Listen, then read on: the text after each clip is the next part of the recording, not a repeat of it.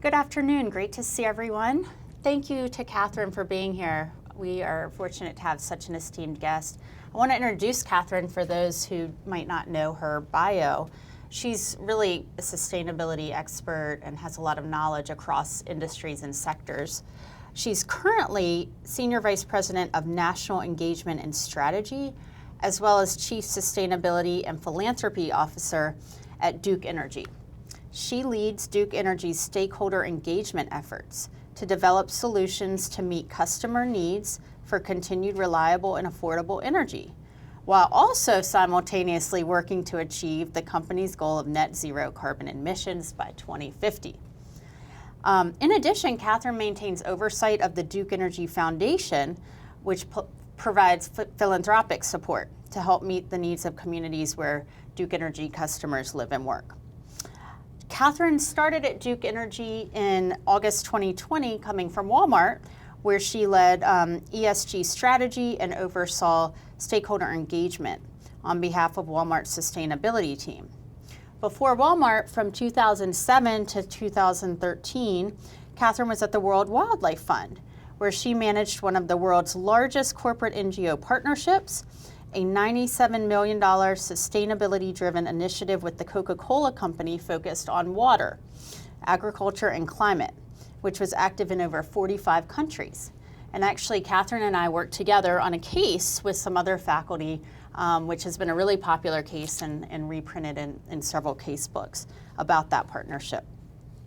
Katherine's a First Movers Fellow through the Aspen Institute, and she received her MBA from the Darden School in 2004, right? Yep. And then you also have a Bachelor of Arts in English. I do. Great to have you. Thank you for having me. Well, I just want to start with just some basics. I mean, how do you define ESG, and how has that changed over the years of your career? And then we'll talk a little bit about ESG and then move towards the end of the conversation to Katherine's career journey. Great. Well, and I should also mention, you and I have been friends for a very long time. We have, before. So yes. It's super fun to have a chance to connect as professionals as well. Yes. Which is really Two exciting. professionals. That's right, we're professionals, everyone. Yeah. But at any rate, so ESG, I like to think of as fundamentally it's strategy. It's a strategic question for enterprises. And I think everyone knows the acronym ESG, but it means environmental, social, and governance. And when I'm at a company or working with a company, it's really kind of fundamentally asking what are the environmental and social factors out there that are risky for the business and for the stakeholders served, and then also where can the company add value and create kind of positive difference, competitive advantage on dimensions of environment or societal issues.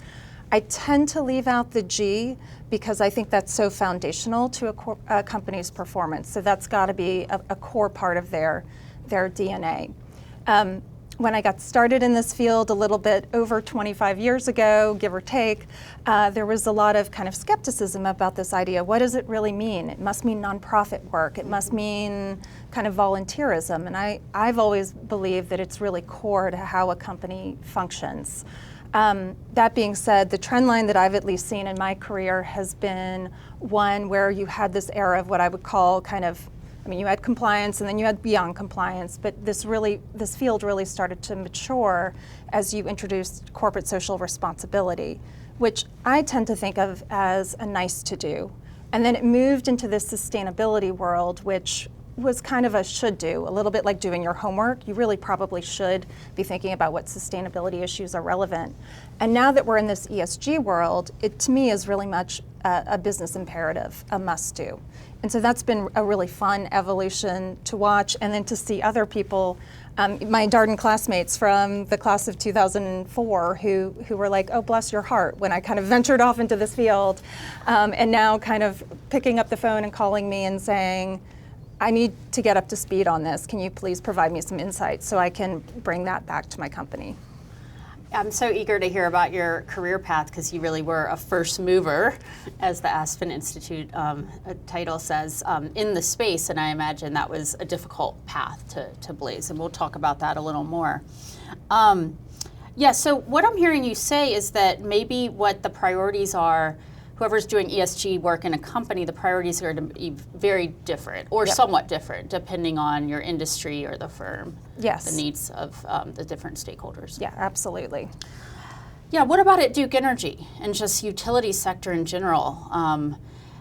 Quite a shift from, other ESG you've done, worked in different industries. But what kinds of things are top of mind there? Yeah, well, coming over to Duke Energy, it was kind of a real pleasant surprise because we like to say that our business strategy goes hand in hand with our climate strategy, which is kind of a new experience for me. I'm used to working in sustainability to try and embed these issues in the kind of core of what a company is doing. And then I arrived at a company and they were like, we're already there. We're already doing it. And let me just give you a few examples of when we say our business strategy is our climate strategy, how that really manifests. I think a great example is just if you look at our capital plan. So over the next decade, we're anticipating spending about $145 billion as we lead one of the largest clean energy transformations in the nation. 85% of that is earmarked towards kind of quote unquote green investments. So really looking at the totality of our business moving forward in that direction. Last year, we expanded our net zero by 2050 work, which had originally centered on our direct footprint or our scope 1 emissions, to include scope 2 and scope 3 emissions. And so now 95% of our total greenhouse gas footprint is encompassed in a net zero goal by 2050. So all of the different levers, both our direct footprint and then beyond, we're really looking at how do we drive emissions out of the system.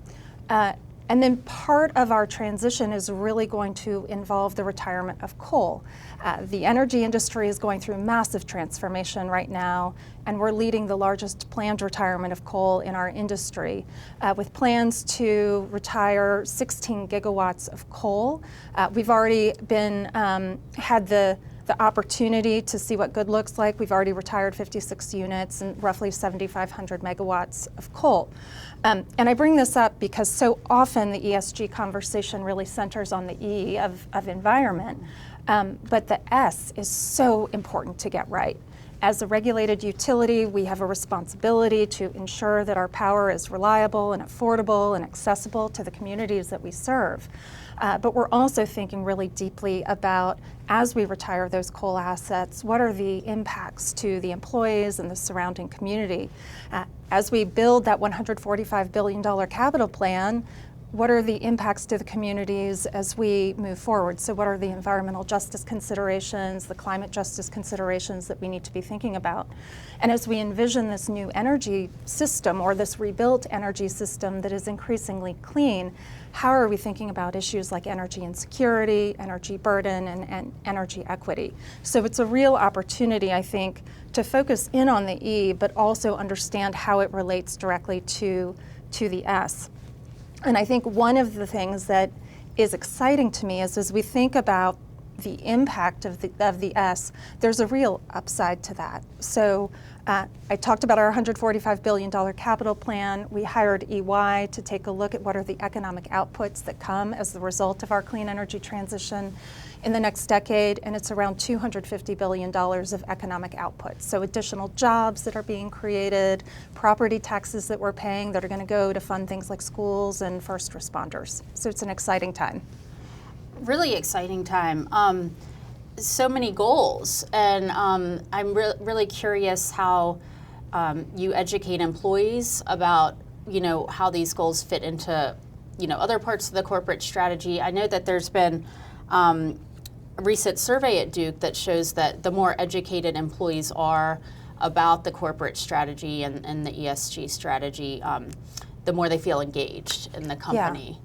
And I'm sure that that's a large part of trying to educate not just all the way executives to frontline workers, so people understand how this is affecting their jobs and what their purpose and mission is. Yeah, absolutely. I think when I was younger, I kind of would roll my eyes whenever anyone introduced like corporate purpose, corporate mission. But as I've gotten older and deeper into my career, I think I've really come to appreciate how important that corporate purpose, that corporate mission is in really galvanizing an entire organization behind that objective, And we've absolutely seen, as we've educated our employees and shared with them about what we're trying to achieve in terms of the clean energy transformation, but also how their function plays such a strategic role in our delivery of that, they become much more excited about the work, much more empowered about the work, and much more engaged. Yeah, that makes a lot of sense. How do you all measure ESG progress? Or, I mean, there's so many sort of metrics, and I know what are the things you try to emphasize or roll out to the public? Yeah, it's like the $10,000 question right now, where everyone is trying to figure out how do you actually measure this stuff, and I wish I had a satisfactory answer. I think for any corporate practitioner, we are in an era of declining trust. And so transparency is absolutely fundamental. It's foundational to establishing any kind of trust. Duke Energy, as a regulated utility, has been reporting a variety of our emissions to the EPA for decades. So we're comfortable and familiar with what it means to disclose information. We've been reporting on our sustainability progress for, I think this year is our 17th year of our sustainability or our ESG report. We also do a climate report, which is aligned with the Task Force on Climate-Related Financial Disclosures. We've just this year released a supply chain diversity report, and then we have for the last 2 or 3 years released a trade association climate review. And so those are vehicles that you can use as a company to articulate your story the way you want to articulate, really building on this drumbeat of how is this strategic, how is this mitigating risk, how is this creating value. But there are, of course, about 1 billion, I don't think I'm exaggerating, kind of third-party frameworks for ESG reporting and disclosure, and so we've been prioritizing SASB, GRI, EEI, AGA, CDP, and probably some others out there that I'm forgetting. So I think we're really interested in telling our story, both the way we think the strategic angle kind of focuses, and then also how third parties are looking at this information. But I will say this notion that there's going to be one standard or one framework, I mean, I wish it was true. I wish there were 20 disclosures or even 100 disclosures that we could all agree, okay, now I've got insight into your ESG strategy. I don't believe that that's in the near term in any meaningful way.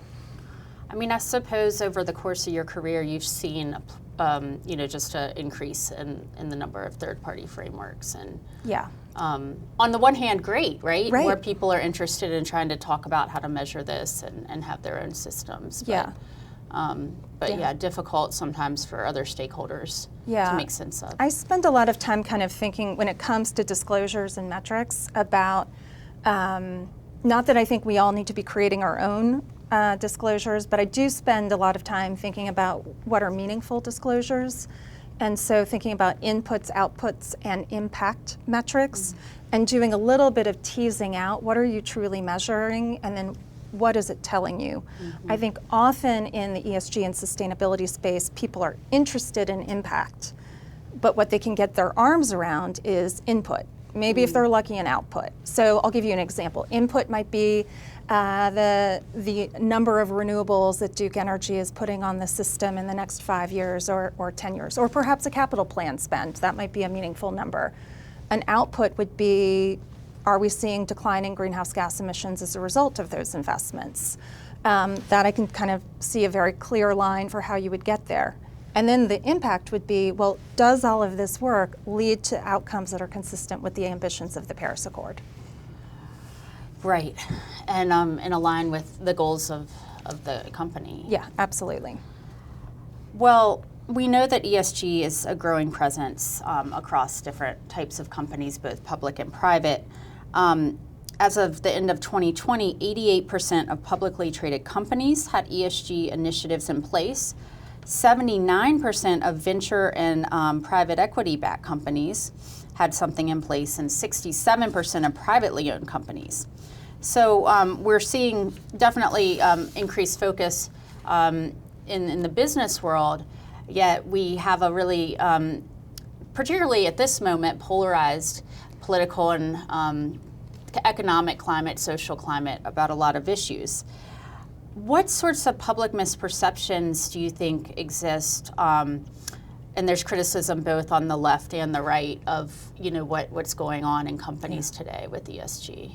Yeah, we're certainly in a very interesting moment in time, and one that I think has been building for at least as long as I've been working in or at corporate America. And I think in a polarized society, companies really finding a middle ground is so critical, and we, to some degree, don't have the luxury to sit on the sidelines. That being said, whenever I'm challenged or whenever I'm talking to peers about how they're navigating these uncharted waters, always going back to the business fundamentals. What is advancing the business, what is mitigating risk, and where are your stakeholders when it comes to the issues? And I find that ecosystem really enables a company to make much more sound decisions about moving forward.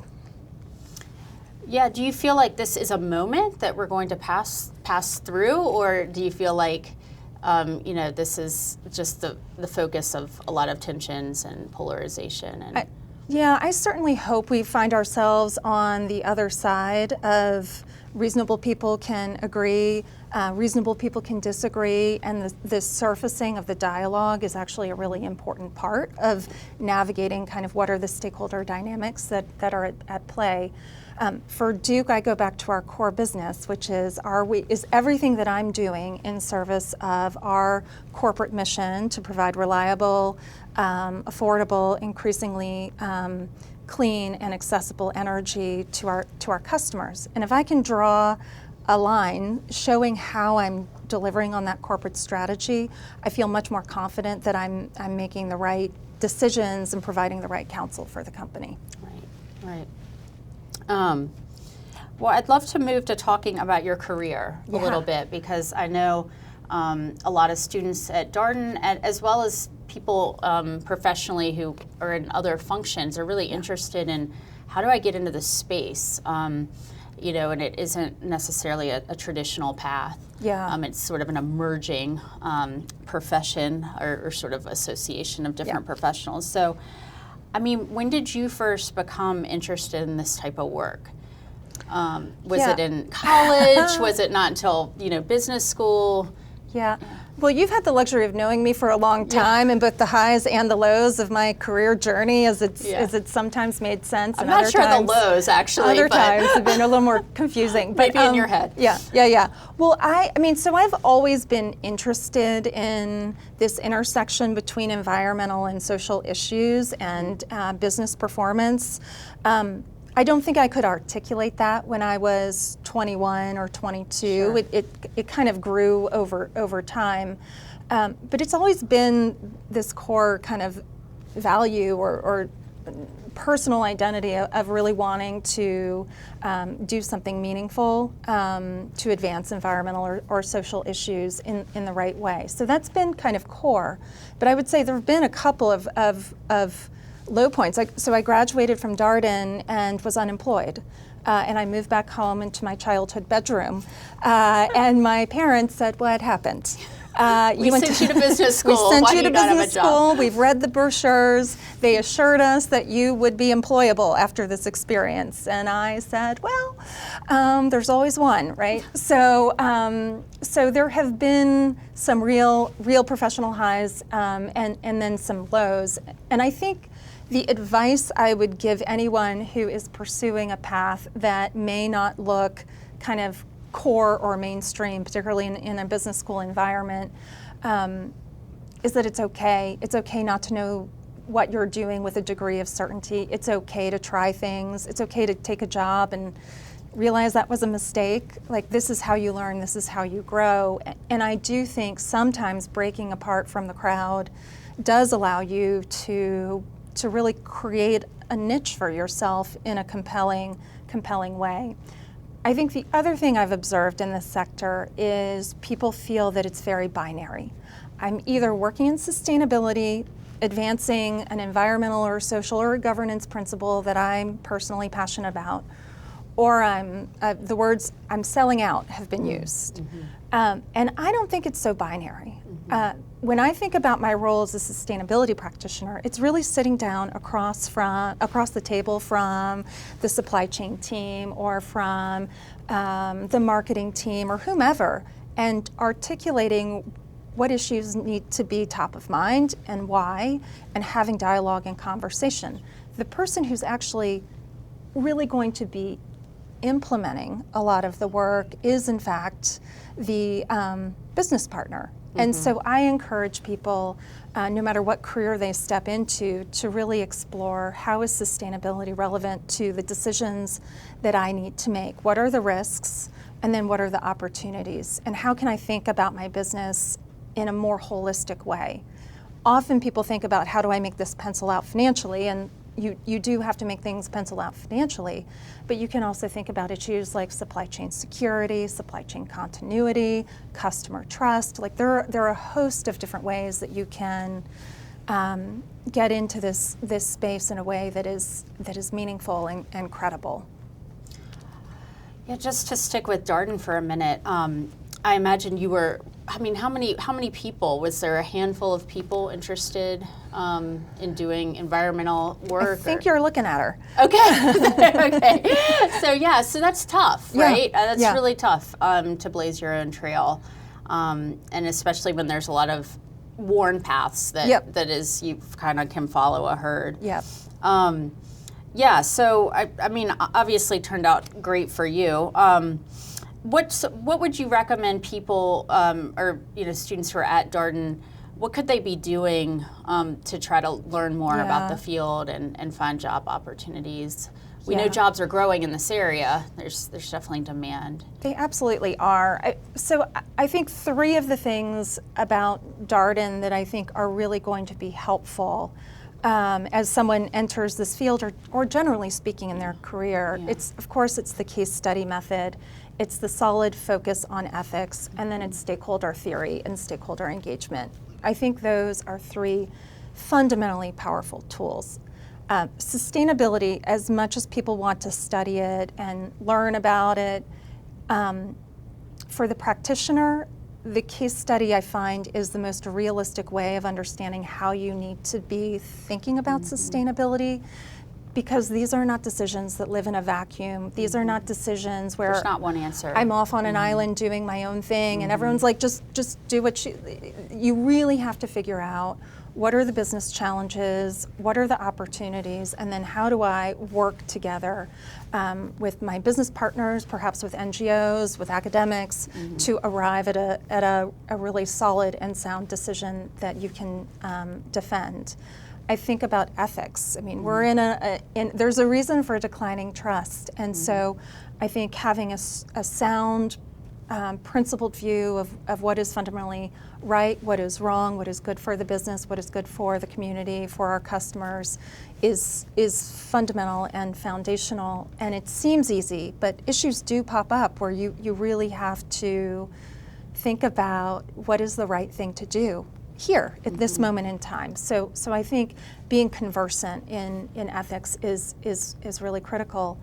And then stakeholder theory, like I think about politicians. They need to amass 51% of the registered voters to support their agenda and their platform.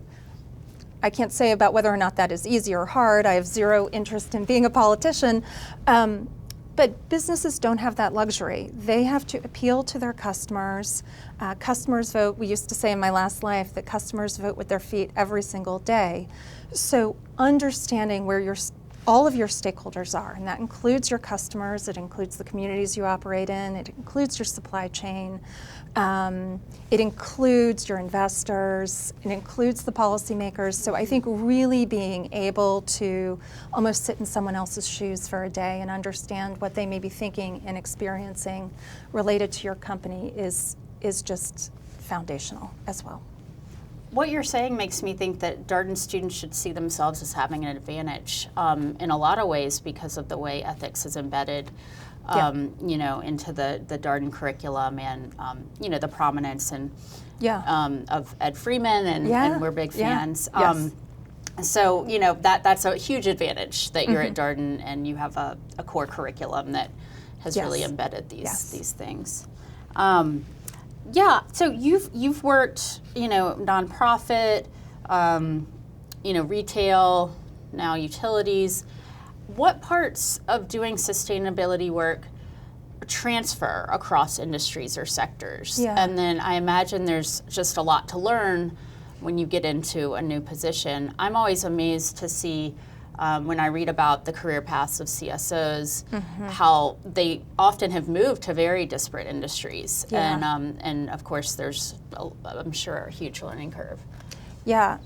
So I'm fortunate in that I'm one of those, well, I guess I'm fortunate in that I'm one of those people who is easily bored. And so I tend to gravitate towards companies and issues that are not easily solved. I don't know, I'm interested in that work. Me bored is not good. Sounds like you have a learning quest. I do. Yeah, I quest do. to learn. And then every time I'm going through the learning, which is always incredibly painful, I'm like, why do I want to do this for myself? But it's definitely where I thrive, is being dropped into something unfamiliar and trying to figure it out.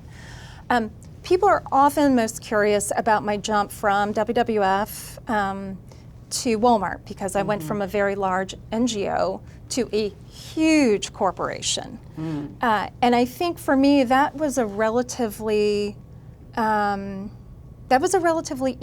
easy transition, because when I was at WWF, I was working with Coca-Cola. So I was sitting across the table from a variety of business executives that were working on hard issues. And the root of that partnership was very much oriented around how does Coca-Cola think about water access, not just for their business, but for the local communities? Because if they lose access to that water, for a variety of reasons, there's a real threat to their license to operate and their business vitality kind of moving forward. But at the end of the day, I was kind of working with business leaders on sustainability issues. And so when I went to Walmart, I was still working on similar issues. I mean, the dynamics were different. At Walmart, I was working on human trafficking in the seafood sector, which is different kind of academically from water availability and access, but the issues and how you kind of approach them, there's some commonality there. The hard part for me going to Walmart was I kind of bought into you're going from a nonprofit to this enterprise, and so you probably don't understand kind of the way a business works. And so I really spent some time the first year. I mean, I used to break out in hives when I spoke publicly at Walmart for the first year, because I was so like, I'm a fraud. And so for me, really feeling confident that I earned that seat at the table and that my voice and my perspective was unique and also helpful and additive was really important, and I had to learn that. So I would say that was the biggest barrier to overcome. And I will say, not to overly simplify the Walmart business model or Coca-Cola, but they're relatively straightforward businesses to get your head around and to understand how they make money, how they market, what do their customers expect. And then I jumped into a utility, and that was, the learning curve was off the charts. I just spent, I think, the first month being like, I think they made a mistake. Like, surely someone else could do this, because it's so complicated. The way a regulated utility makes money is kind of upside down from what I was familiar with. The way you think about customers, the way you think about policymakers, it's just fundamentally different. The way you think about technology, how the energy system works, all of that varies. And so when I'm going through these at times really incredibly painful learning moments, I do what I think a lot of people do, and I try and cling to what is familiar. And so I spent some time really thinking about, okay, well, Walmart, yes, the business model was retail, but it was a business going through massive transformation. The shift from bricks and mortar to what Walmart calls omni-channel, but basically you can buy anything about 1,000 different ways. To Duke Energy, also going through massive transformation and kind of first generation version of energy to this new, much more dynamic energy system with all kinds of different energy generation sources, and the way the grid kind of functions is just completely new. So really trying to figure out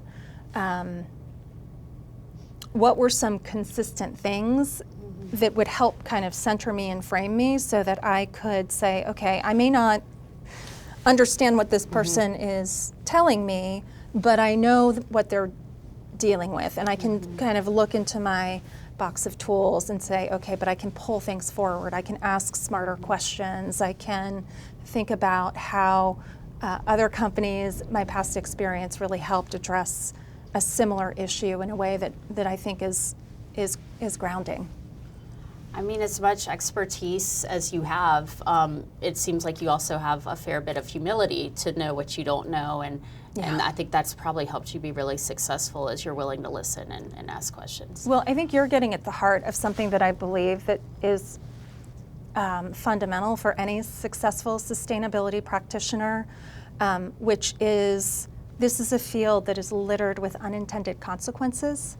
And so really, really being thoughtful about, do I actually understand the system that I'm operating in?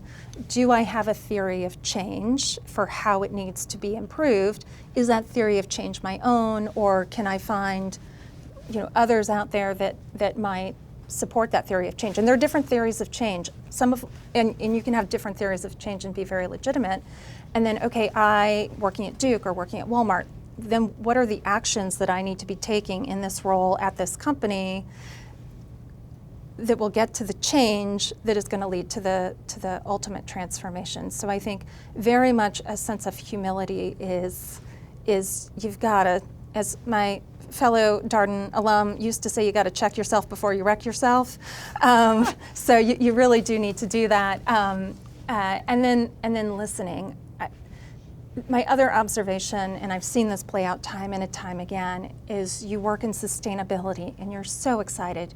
You just got that big meeting with the business executive or with the company that you're trying to influence or with whomever, and you bring a beautiful PowerPoint deck or whatever your, the Amazon, the one pager or whatever it may be, and you get that meeting and you spend the entire meeting pitching and no time listening.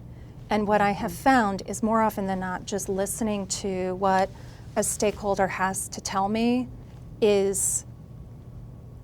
enables me to make sure that I understand the problem from where they sit. And more often than not, that person, that stakeholder, will tell me what they believe the solution is, which, let's be clear, if I can get someone else to do my homework for me, I am all for it. I don't need to come with the greatest ideas. I just need to figure out who the smart people are in the room and put them together so we can arrive at the greater idea. But more often than not, they'll identify the solution, or if I'm really listening, they'll tell me why they can't do something. And then the problem for me, the task, is to figure out how do I overcome that no and get to a yes.